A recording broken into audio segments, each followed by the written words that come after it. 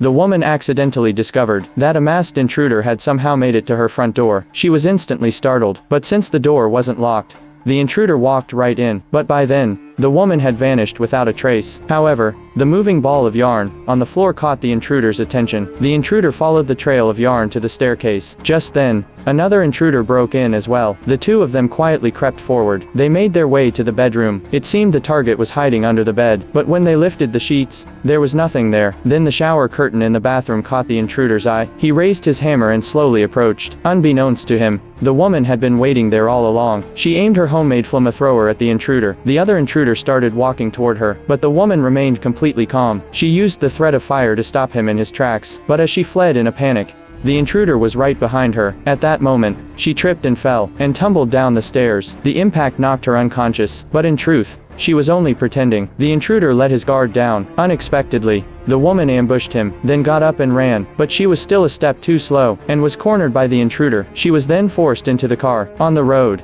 a police car suddenly appeared behind them. It turned out the intruders were driving a stolen car, which is what caught the police's attention. One of the robbers claimed there was a rifle in the trunk. Before he could finish, the woman had already bolted. She ran as fast as she could. Soon, the intruder came out wielding an assault rifle. One officer was gunned down on the spot. Luckily, the other officer reacted in time, and ducked behind the car door. Then the two intruders tried to flank him from behind, but the officer had already vanished. He ran while calling for backup. He ended up at a convenience store, and ran right into the woman. The woman ignored the officer's instructions. Still, he stood guard at the door to protect her, but the next second, the officer was shot in the leg. He limped into the store in pain. The officer immediately cut off her handcuffs. Then the woman grabbed 2 bottles of motor oil, and poured them at the entrance, setting a trap for the intruders. Unexpectedly, the intruders smashed through the bathroom window.